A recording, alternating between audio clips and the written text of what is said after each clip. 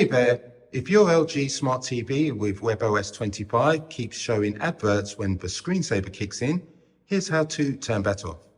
We'll get out of the screensaver by pressing a button. Next, we want to press and hold the settings button on the remote to bring up the menu.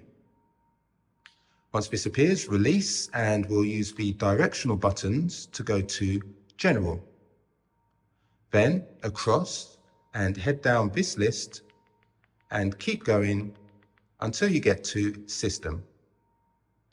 Once there, head across again, and on this one, we'll go down and stop at Additional Settings.